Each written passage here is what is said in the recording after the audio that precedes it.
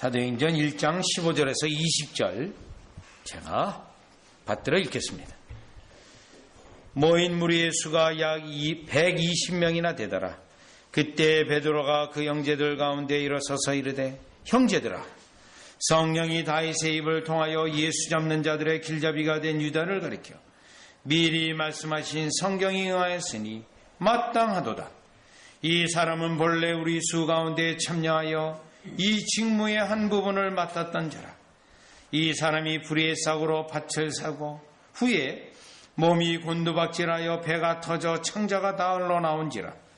이 일이 예루살렘에 사는 모든 사람에게 알려져 그들의 말로는 그 밭을 아겔다마라 하니 이는 피밭이라는 뜻이라. 시편에 기록하였으되 그의 거처를 앙파하게 하시며 거기 거하는 자가 없게 하소서 하였고, 또 일렀으되 그의 직분을 타인이 취하게 하소서 하였도다. 아멘. 우리가 이 본문을 가지고 지난주에는 성령의 일하시는 역사에 대하여 살펴보았습니다. 그런데 사실 이 본문은, 가장 중요한 이 본문의 내용은, 이 본문의 핵심의 내용이 가룟 유다에게 있습니다. 가룟 유다에 대한 예언이 이루어졌음을 베드로가 증거하였고, 또 이 본문에서의 베드로가 이 역사를 증거할 때 핵심은 그에게 비참한 멸망과 죽음이었다는 것을 자세히 설명하고, 또 시편이 인용된 것처럼 예언된 대로 이루어졌음을 증거하고 있는 내용이 바로 이 내용입니다. 그래서 사실 여기에 나와 있는 이 시편의 인용은, 여러분 20절 보시면 그 관주 성경을 보면 시편 69편 25절로 되어 있어요. 요게 이 부분이 가룟 유다에 대한 예언이 이루어졌다는 겁니다. 또한 이 예언이 이루어진 이 본문은 또 시편 109편 8절이 또 이 가룟 유다에 대한 예언입니다. 그래서 시편의 두 군데가 가룟 유다에 대한 예언인데 지금 베드로의 설교를 통하여 성취되었다는 겁니다. 그러면 베드로가 이 본문을 가지고 예언의 성취를 말할 때 사실 시편에는 가룟 유다에 대한 예언도 있지만 한편으로 맞은편에 보면 예수 그리스도에 대한 예언이 있습니다. 그래서 이 시편 9절을 볼 때 가룟 유다의 예언하고 예수님에 대한 예언이 서로 대조되는 그러한 구조를 가지고 있습니다. 그렇기 때문에 사도 베드로는 예수 그리스도에 대한 예언의 성취가 사도행전 2장에 대하여 설명하지만 예수님을 설명하기 전에 앞서서 먼저 가룟 유다에 대한 예언의 성취를 말하고 있는데, 여기에는 목적이 있습니다.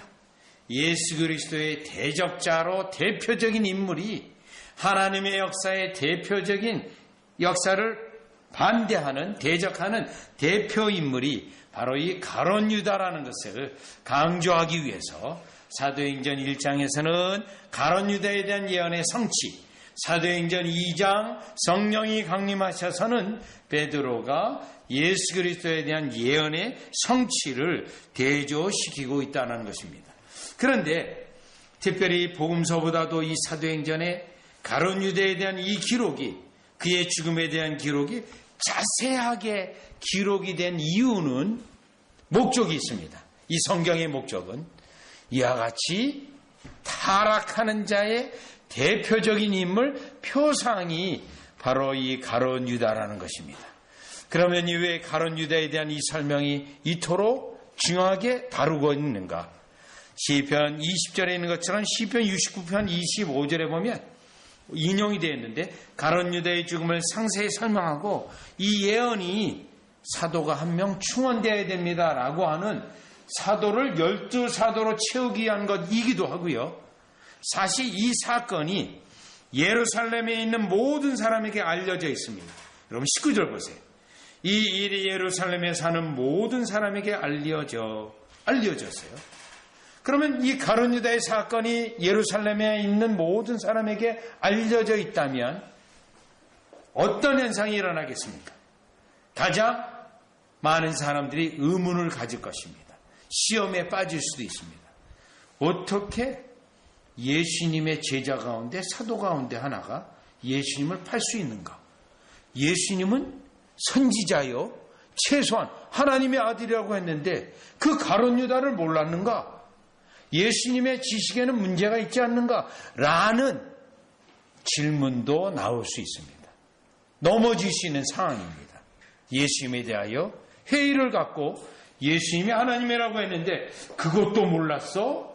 그래서 가장 그가 가까이 둔 12제자 가운데 한 사람이 그리스도를 팔았어? 라는 시험에 들 수 있는 질문들이 많이 일어날 수 있는 상황입니다. 그렇기 때문에 그 당시 베드로는 오늘 본문에 있는 것처럼 어쩔 수 없이 가룟 유다에 대하여 예언이 성취된 것과 그 원리와 목적과 뜻을 설교할 수밖에 없었다라는 것입니다. 그러면 그 설교의 내용은 무엇입니까? 그가 타락한 자라는 겁니다. 하나님의 은혜, 예수 그리스도의 모든 은혜를 받았지만, 하나님의 축복을 받았지만 그 축복을 결국 남용하고 오용하여서 타락했던 자이며, 한편으로는 이 타락의 교리를 말하면서 참된 신자가 타락하는 것이 아니고 거짓 신앙을 가지고 거짓 믿음을 가지고 있다가 타락했다라는 것을 지금 설교하고 있는 것입니다. 여러분, 이 부분에서 교회 역사를 보면 신학이 두 개가 충돌이 되어집니다. 진정한 신자도 타락할 수 있다라고 하는 알미니안주의자가 가르침이 있고요. 진정한 신자는 타락하지 아니하고 하나님과 그리스도의 보존의 은혜 혹은 견인의 은혜로 타락하지 않는다라고 하는 개혁신학과 알미니안 신학의 충돌이 있습니다. 이것은 종교개혁 당시에도 충돌이 있었고 또 청교도 시대에도 충돌이 있었고 18세기 에드워드 시대에도 충돌이 있었고 19세기에도 또 충돌이 있었고 20세기에는 복음주의자들이 알미니안주의 쪽으로 가면서 또 진정한 개혁신학과의 충돌이 있고 지금 현재도 이 두 신학이 충돌하고 있다는 것입니다. 그런데 알미니안주의자들은 참된 신자도 충돌한다. 웨슬리안자들은 참된 신자도 이와 같이 타락한다. 그걸 강조하고 있어요. 그러면 그 강조점에 뭘 나타내고 있죠? 우리가 잘해야 돼요. 내가 내 믿음을 끝까지 잘해야 결국 최종적으로 구원받는 거예요. 그러면 성경에 나와 있는 진정한 신자는 타락하지 않는다. 거기는 무슨 포인트가 있습니까? 그리스도의 견인의 은혜, 하나님의 견인의 은혜가 있고 또요, 하나님의 길에서 게으른 자를 하나님이 징계하시는 징계 내용이 있어요. 그래서 신학과 성경을 보는 게 완전히 달라집니다.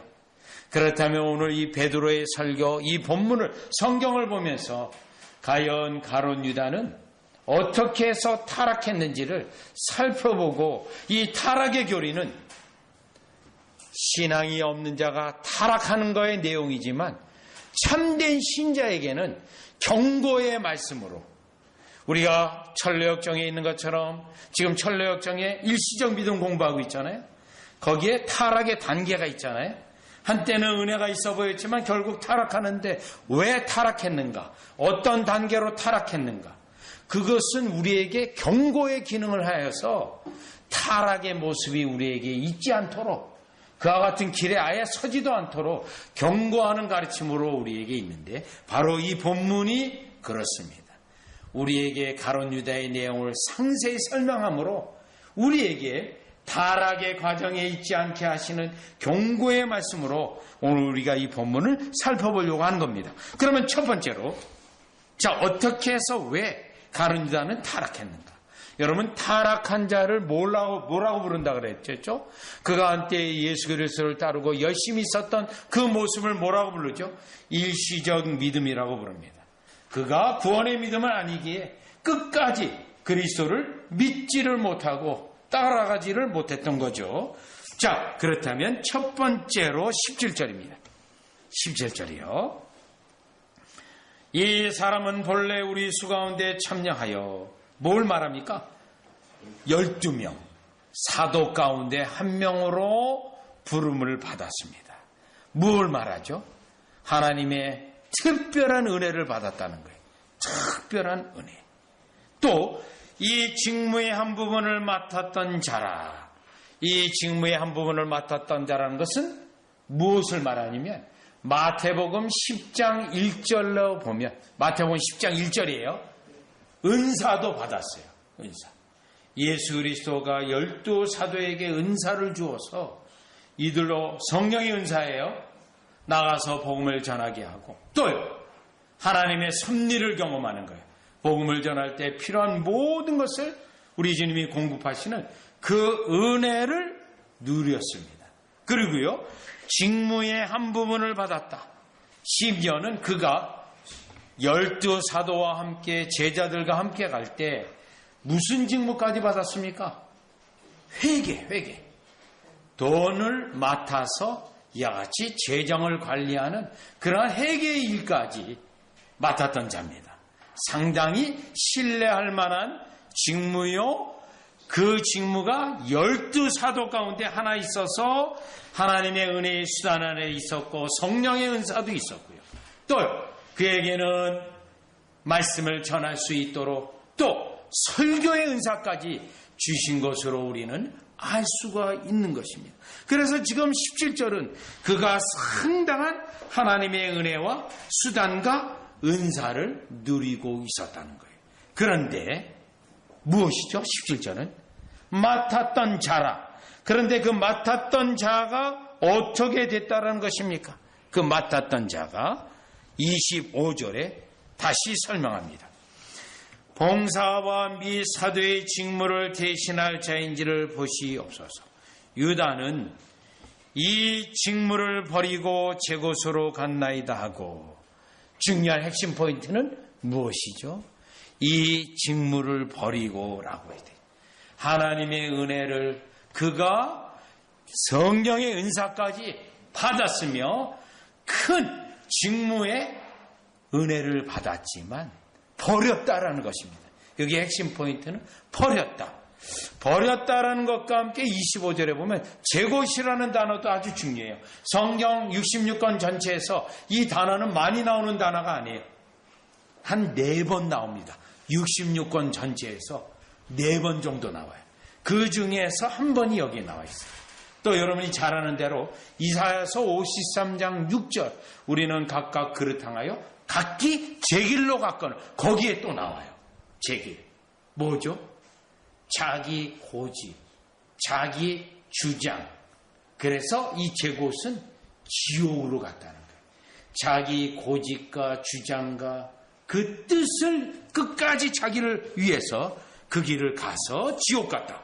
그래서 여기 보면 자기 고집으로 결국 본인이 지옥 갔다. 그런데 핵심 포인트는 여러분 여기 뭐 있습니까?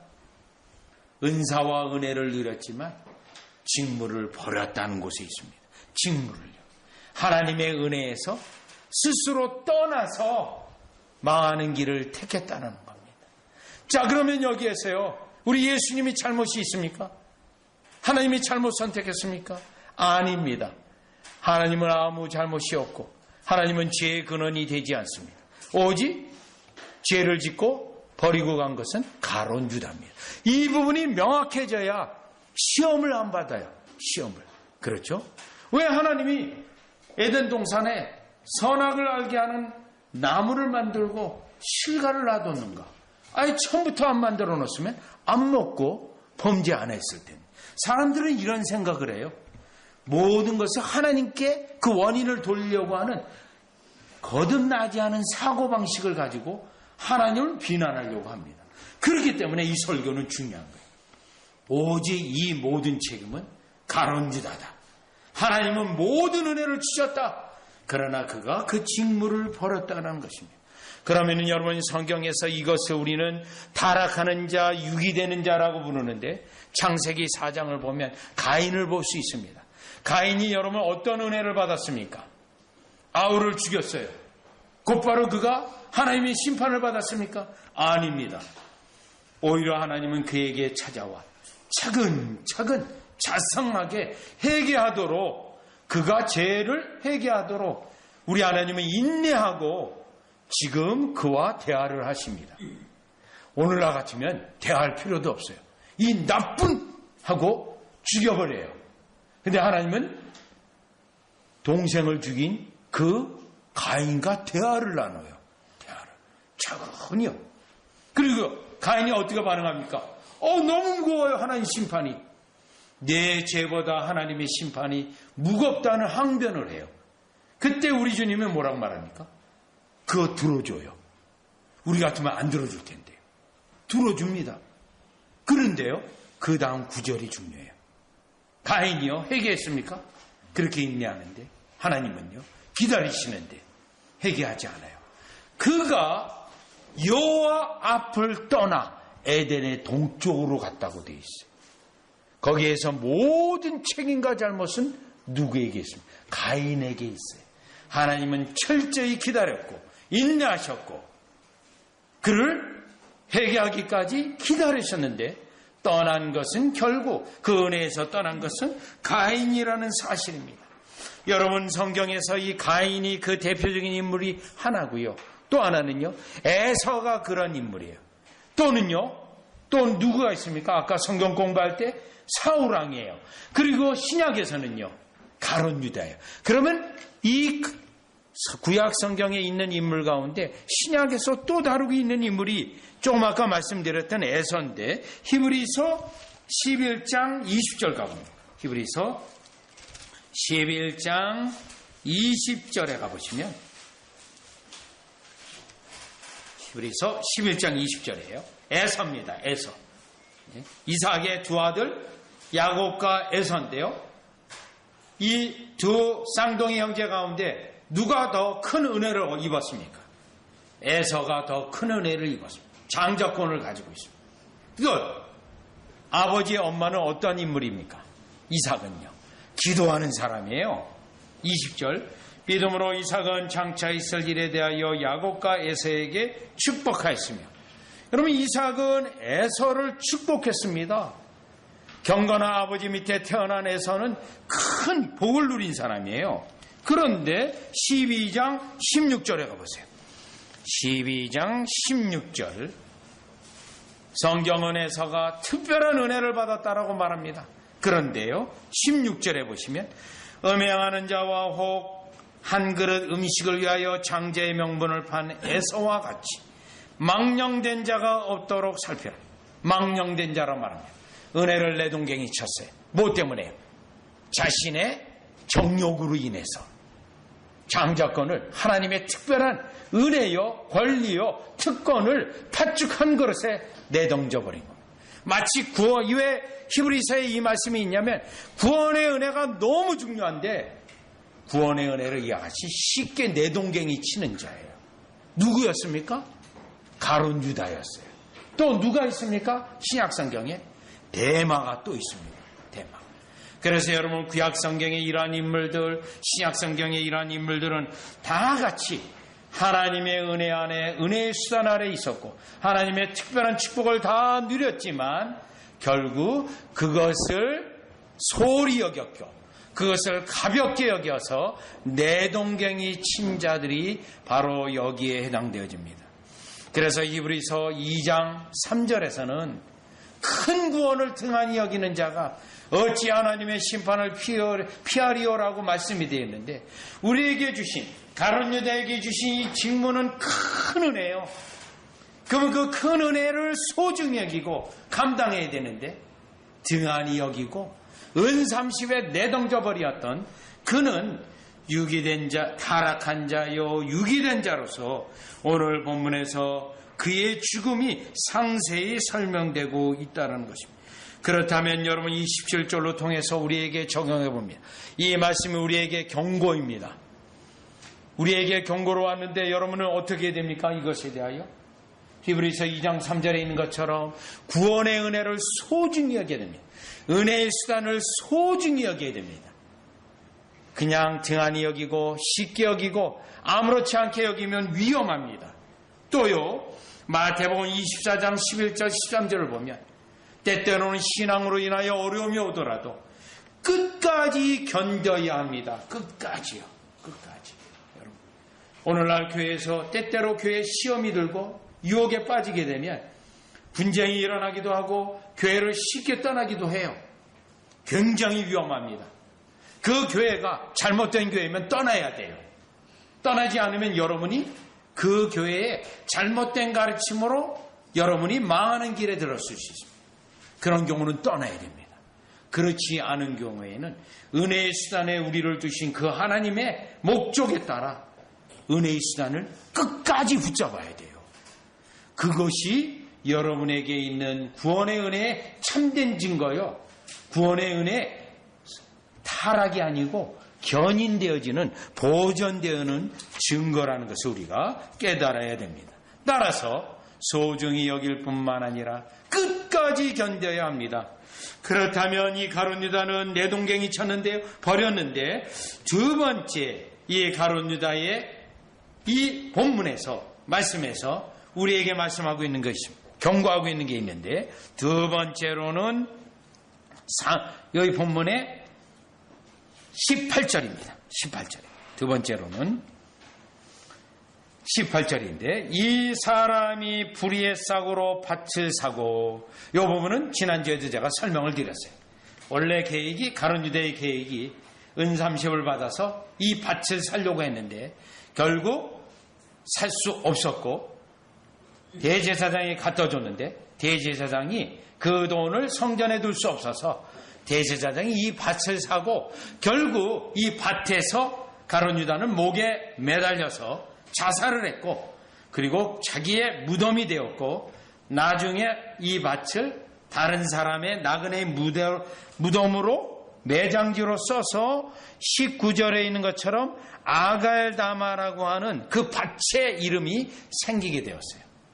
자, 그럼 여기서 18절에 중요한 원리가 또 하나 있습니다. 이 가룟 유다의 타락하는 이유 원인이에요. 타락하는 이유 원인.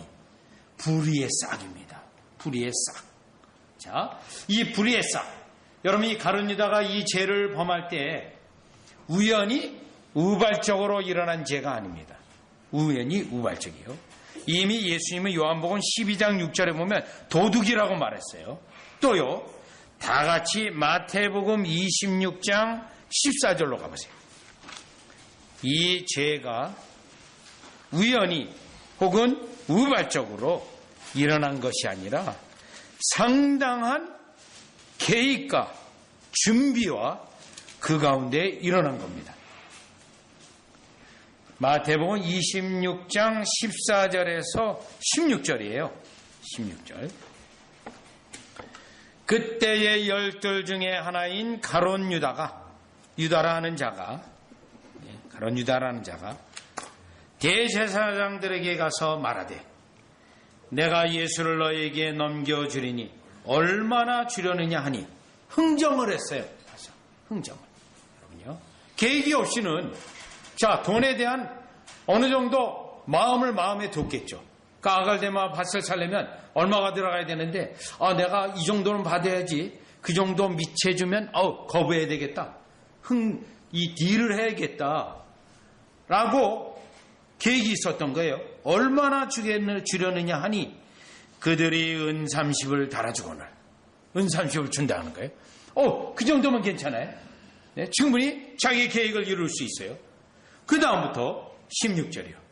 그가 그때부터 예수를 넘겨줄 기회를 찾아라. 상당히 준비하고 또 치밀하게 기회를 엿보고 있는 가룟 유다를 볼 수 있습니다. 무엇을 여기서 우리가 알 수 있나요? 그가 불의의 싹을 좋아하고 불의의 싹에 그와 같이 따라가고 있었다는 거예요. 불의의 싹을. 예수님의 돈깨를 가지고 있었지만 그것 가지고는 자신의 목적을 이룰 수 없었기에 이와 같이 예수님을 팔려고 하는 의도적인 목적과 계획 속에서 왜요? 목적이 어디에 있어요? 불의의 싹이에요. 돈이에요. 불법으로 얻는 돈입니다. 이 불의의 싹은 쉽게 표현한다면 불법으로 얻는 돈이에요. 여러분이 이 땅에 살아갈 때 돈을 벌 수 있는 방법이 많이 있습니다. 정당하지 않은 방법이 많이 있습니다. 때때로는요. 성경적으로 볼 때 이와 같이 과거 교회 역사를 보면 불법의 돈을 이 교회사 속에서 어떻게까지 정리했냐면, 여러분이 잘 아는 석유왕 락카펠러라는 사람이 있을 겁니다. 알 거예요. 잘 알 거예요. 그가 뉴욕에 가면 그 센터도 있고 또 아주 석유를 철도를 개발하고 또 통에다가 석유를 옮겨서 어마어마한 돈을 번 사람인데, 그러나 교회사 속에서 보면 그 사람이 예수님을 믿었어요. 교회를 잘 다녔거든요. 어떤 사람은 예수 믿고 크게 복 받았다라고 말하는 그러한 사람도 있어요. 그러나 그 사람을 예수 믿고 복 받았다라고 평가하지 않습니다. 왜냐하면 그가 카르텔 조직이라는 걸 만들었고요. 독점이라는 것을 해서요. 경쟁자가 나오게 되면 가차없이 그 자를 물리치는데 아주 전문가입니다. 그래서 그 당시 교회의 교회사가들은 그거를 탐욕이라고 불렀고 불법이라고 불렀어요. 그것을 불법이라고. 예수 믿는 자는 가난한 자에게 나눠주고 자기가 하나님이 주신 그 분량 이상으로 과도하게 돈을 벌려고 한다. 이걸 다 불법으로 보는 겁니다. 성경적으로. 자, 여기에서도 지금 분명히 불의의 싹이에요. 불의의 싹. 불의의 싹. 그래서 최근에 장로님 한 분은 어떤 건축하고 있는 그런 장로님인데, 본인만이 가지고 있는 노하우로 많은 사람이 그를 찾는다고 말하더라고요. 그래서 과거에는 자기가 받을 만큼 막 불렀대요. 다 했다는 거예요. 그런데 이제는 그렇게 못하겠다는 거예요. 마음에 자꾸 이런 부분이 걸려서 딱 받을 만큼만 받아야겠다. 그렇게 해서 자기 정책을 바꿨다고 저에게 고백을 하는 것을 제가 직접 들었습니다. 바로 여기에 관련된 거예요. 여기에. 하나님 앞에 정직하고 하나님 앞에 이와 같이 주시는 대로 거기서 살아가고자 하는 거예요. 거기서요. 자, 그런데 이 가룟 유다는 어땠습니까? 이 불의의 싹을 좋아해서 의도적으로, 계획적으로 이와 같이 예수 그리스도를 팔았다는 것입니다. 이 부분은 우리에게도 경고입니다. 우리가 이 땅에 살아갈 때 하나님이 주시는 분량 이상으로 이와 같이 불의의 싹을 좋아하고 불법으로 한꺼번에 떼돈, 한꺼번에 부자가 되고 이러한 것들을 기대하고 이 땅에 살아간다면 그것은 불의한 싹에 해당됩니다. 하나님이 우리에게 모든 것을 공급해 주시는 그것에 어긋나게 되는 것입니다. 그래서요, 베드로후서 2장 13절에 보면 특징이 있어요. 여러분 한번 더 이 구절로 가볼게요. 베드로후서 2장 13절이에요. 따라서 우리 예수님 믿는 우리는요, 일확천금을 기대한다거나 어떤 비정상적인 방법으로 갑자기 큰 돈을 얻는다거나 그러한 것은 하나님 앞에 자족하는 심령도 아니고 하나님의 섭리를 믿지 않는 불법입니다. 불법이요. 베드로후서 2장 13절 보세요. 불의의 갑으로 불의를 당하며 낮에 즐기고 노는 것을 기쁘게 여기는 자들이니 점과 흠이라. 점과 흠이래요. 너희와 함께 연애할 때 그들의 속임수로 즐기고 놀며 음심이 가득한 눈을 가지고 범죄하기를 그치지 아니하고 굳세지 못한 영혼들을 유혹하며 탐욕에 연단된 마음을 가진 자들이니 저주의 자식이라. 특징이 있어요. 놀고 즐기고 먹고 또 사치스럽고 또 허영하고 이런 거 다 붙어 있어요. 연결되어 있어요. 또요, 육신적으로 탐욕에 빠지면 늘 빠지는 간음, 여기에 빠지는 거예요. 성경 분명히 말하고 있습니다. 베드로후서 2장에서도 말하고 있지만 이거에 대한 성경으로 이사야서는 더 많아요. 이사야서 3장은 불법으로 인하여 사치를 하는 여인들에 대한 모습이 있어요. 여인들의 모습. 반지, 발가락 반지, 또 목을 늙히는 그러한 방법 다 나와 있어요. 성경이에요. 불법입니다. 베드로후서 2장 14절에 뭐라고 되어 있죠? 저주의 자식들이라고 말합니다. 지금 가룟 유다는 왜 타락을 했습니까? 불의의 싹을 좋아하는 자입니다. 불의의 싹을. 지금 현재 자기에게 주신 그 은혜에 만족하지 않아요. 정욕의 사람이에요. 그래서 결국은 예수 그리스도를 파는 범죄까지 가게 됐는데 이것이 곧 불의의 싹입니다. 따라서 저와 여러분은 이 땅에 경제관념이 있습니다. 하나님께서 여러분에게 경제관념이 뭡니까? 하나님이 주신 은혜의 범위, 또 하나님에게 주시는 여러분에게 주신 그 섭리, 그것으로 여러분 어떻게 하라고요? 자족하라는 거예요. 디모데전서 6장 자족하라. 그러면 자족하면 어떻게 되는데요? 우리 주님이 때를 따라 도와 여러분에게 채워주실 것이라는 거예요. 또 누리게 하신다는 거예요. 재물에 불의에 싸게 마음을 두지 말고 하나님께 마음을 두는 저와 여러분이 되시기를 주 예수 그리스도 이름으로 축원합니다. 여러분, 이 세상의 이 불의에 싸 욕망, 이것은 우리로 타락에 가는 길로 가게 하는 가장 급행 열차 중에 하나입니다. 이것 때문에 수많은 영혼들이 믿음에서 떠나고 결국 그 죽음의 열차를 타고 지옥으로 향하고 있는데, 저와 여러분은 하나님의 주시는 은혜의 분량과 이 은혜의 분량이 경제관념에서도 있으시기를 주 예수 그리스도의 이름으로 축원합니다. 자, 그러면 이제 세 번째, 가룟 유다의 이 기록이 상세 기록된 것은 세 번째 목적이 하나 있어요. 가룟 유다의 심판입니다. 가룟 유다가 비참한 죽음을 당하겠다는 것을 이 사도행전 1장에서는 상세히 기록하고 있어요. 이 악인의 죽음을 이렇게 상세히 기록할 필요가 있을까요? 그냥 죽었다.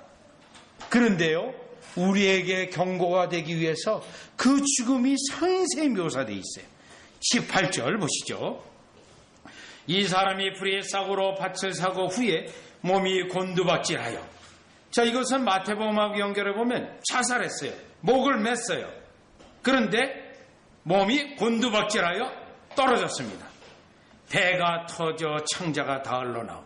배가 터져 창자가. 아주 자세한 묘사예요. 자세한 묘사.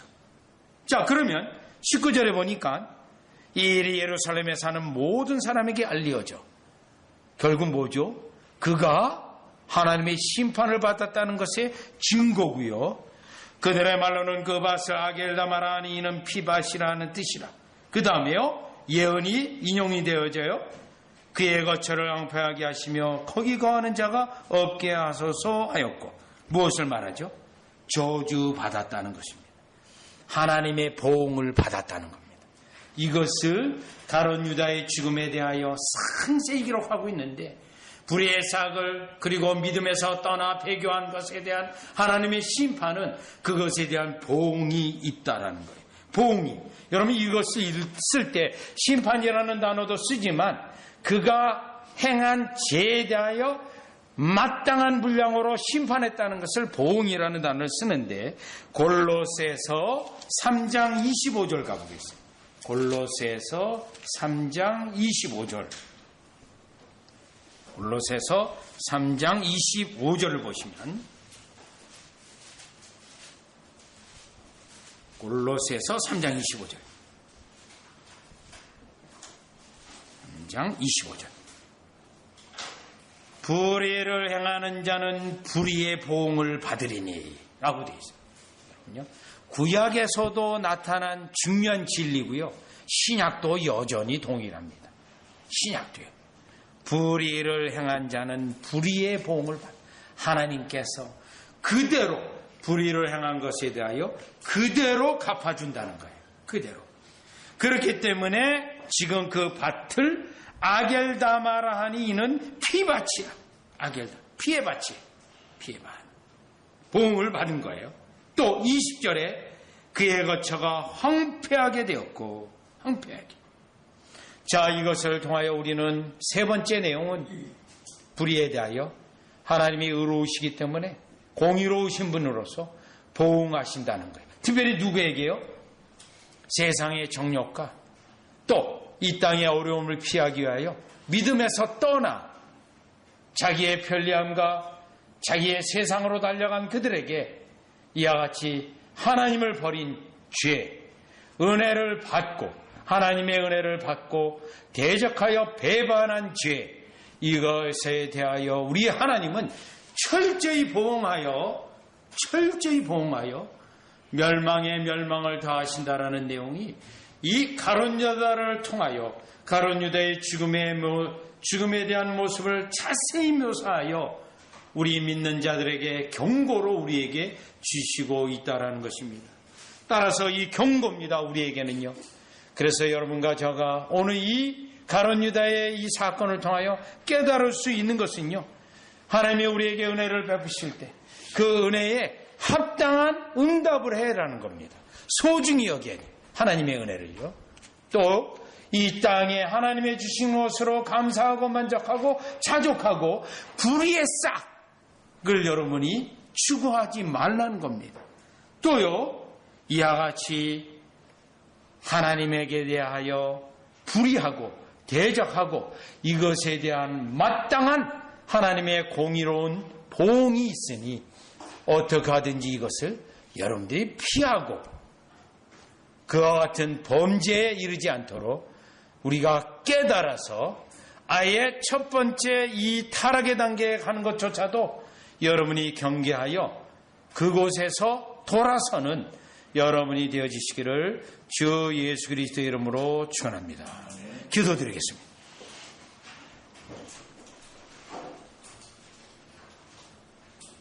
하나님 아버지, 저희들로 하여금 가룟 유다의 사건으로 상세히 기록하여 오늘날 우리가 가룟 유다의 죽음에 대하여 하나님의 뜻이 무엇인가를 깨닫게 하시오니 감사를 드립니다. 하나님의 은혜를 받았고 은사를 받았고 또 특별한 직무까지 받았지만 그것을 소홀히 여기고 그것을 가볍게 여기고 그것을 내동갱이 친 가룟 유다를 보게 됩니다. 주님이 우리에게 주신 것을 구원의 은혜를 항상 소중히 여기고 등한히 여기지 않는 우리 되게 하여 주시옵소서. 하나님, 이 땅에 살 때 우리가 이 세상에 삽니다. 세상의 정욕의 유혹이 우리에게 항상 있습니다. 세상의 돈의 유혹이 우리에게 있습니다. 우리에게 필요한 모든 것을 주신 하나님을 잊어버리고 나의 인간적 방법으로 또 욕망을 가지고 하는 모든 것이 불의의 싹이라고 말씀하고 있사오니 하나님 앞에 자족하는 심령을 갖도록 우리에게 은혜를 다하여 주시옵소서. 하나님 또한 우리에게 깨닫는 것은 타락하는 자들이 결국 배교하는 자들이 결국 하나님의 엄중한 심판을 받는 것을 보게 됩니다. 이 타락의 무서움을 깨달아 그 근처에도 이르지 않게 하시고 그와 같은 가정에서 첫 번째 단계도 가까이 가지 않는 삶과 우리를 지키는 우리 되게 하여 주시옵소서. 예수님의 이름으로 기도드리옵나이다. 아멘.